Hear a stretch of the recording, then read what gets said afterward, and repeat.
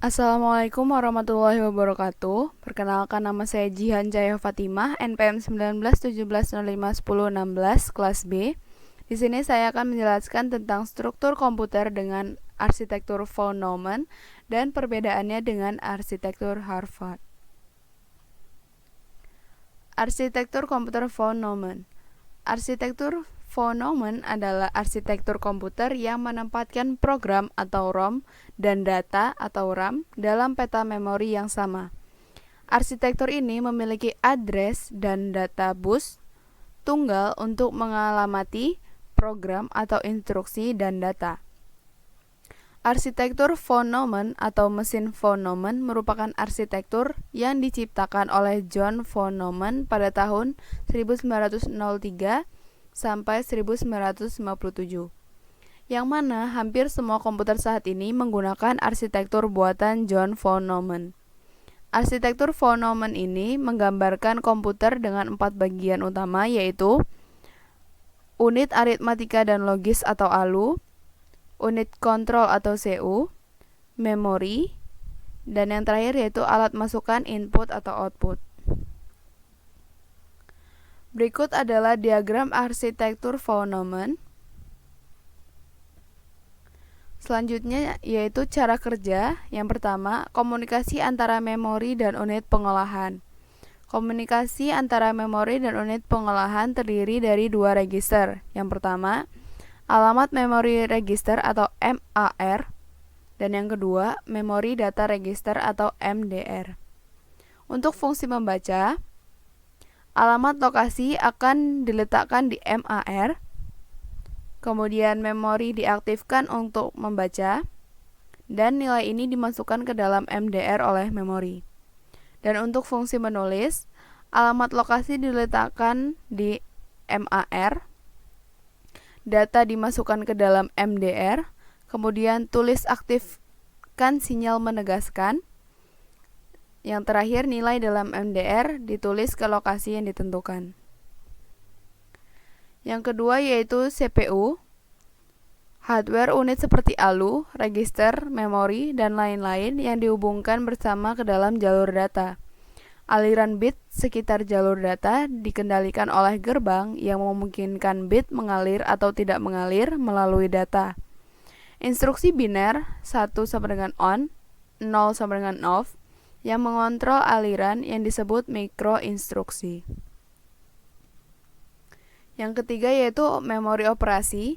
Ada 2 operasi kunci pada memori. Yang pertama yaitu fetch atau alamat, nilai kembali tanpa mengubah nilai yang disimpan di alamat itu. Yang kedua adalah store atau toko, alamat, dan nilai, menulis nilai baru ke dalam sel pada alamat yang diberikan. Memori jenis ini adalah random access atau acak akses, yang berarti bahwa CPU dapat mengakses nilai dari array setiap saat, seperti pada tape. Memori seperti ini disebut RAM atau random access memory, beberapa memori non-volatil, atau read-only atau ROM. Selanjutnya adalah keuntungan model arsitektur von Neumann. Yang pertama yaitu fleksibilitas pengalamatan program dan data. Yang kedua adalah program selalu ada di ROM dan data selalu ada di RAM. Yang ketiga yaitu arsitektur von Neumann memungkinkan prosesor untuk menjalankan program yang ada di dalam memori data atau RAM. Sedangkan untuk kelemahan model arsitektur von Neumann, yang pertama, bus tunggalnya itu sendiri, sehingga instruksi untuk mengakses program dan data harus dijalankan secara sekuensial dan tidak bisa dilakukan overlapping untuk menjalankan 2 instruksi yang berurutan. Yang kedua, bandwidth program harus sama dengan bandwidth data. Jika memori data adalah 8 bit, maka program juga harus 8 bit. Yang ketiga, prosesor von Neumann membutuhkan jumlah clock CPI, clock per instruction, yang relatif lebih banyak sehingga eksekusi instruksi dapat menjadi relatif lebih lama. Selanjutnya yaitu arsitektur komputer model Harvard. Arsitektur Harvard memiliki 2 memori yang terpisah, satu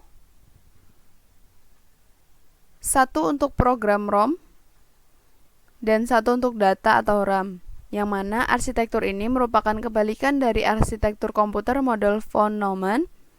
Jika von Neumann menggabungkan ROM dan RAM menjadi satu, maka arsitektur Harvard, kedua memori tersebut dipisahkan. Berikut adalah diagram arsitektur komputer model Harvard. Yang selanjutnya adalah kelebihan arsitektur komputer model Harvard. Yang pertama, bandwidth program tidak mesti sama dengan bandwidth data. Yang kedua, opcode dan operand dapat dijadikan dalam satu word instruksi saja. Yang ketiga, instruksi dapat dilakukan dengan lebih singkat dan cepat. Dan yang terakhir, memori program dan data yang terpisah. Maka coupling total memori program dan data dapat menjadi lebih banyak.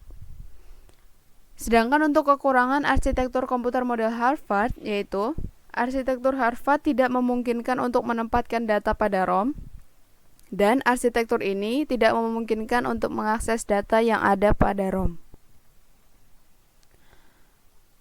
Selanjutnya yaitu perbedaan arsitektur von Neumann dengan arsitektur Harvard. Arsitektur von Neumann adalah arsitektur komputer yang menempatkan program atau ROM dan data atau RAM dalam peta memori yang sama.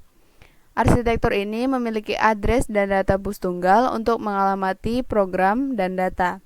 Contoh dari microcontroller yang memakai arsitektur von Neumann adalah keluarga 68HC05 dan 68HC11 dari Motorola. Sebaliknya, arsitektur Harvard memiliki dua memori yang terpisah, satu untuk program dan satu untuk data. Intel 80C51, keluarga microchip PI C16XX, Philips P87C LXX, dan Atmel AT89LSXX adalah contoh dari mikroprosesor yang mengadopsi arsitektur Harvard. Kedua jenis arsitektur ini masing-masing memiliki keunggulan, tetapi juga ada kelemahannya. Dengan arsitektur von Neumann, prosesor tidak perlu membedakan program dan data. Prosesor tipe ini tidak memerlukan kontrol bus tambahan berupa pin input atau output khusus untuk membedakan program dan data. Karena kemudahan ini, tidak terlalu sulit bagi prosesor yang berarsitektur von Neumann untuk menambahkan peripheral eksternal seperti AD converter, LCD, EEPROM, dan device input atau output lainnya. Biasanya, device eksternal ini sudah ada dalam satu chips, sehingga prosesor seperti ini sering disebut dengan microcontroller. Demikian video dari saya, kurang lebihnya saya mohon maaf. Saya akhiri. Wassalamualaikum warahmatullahi wabarakatuh.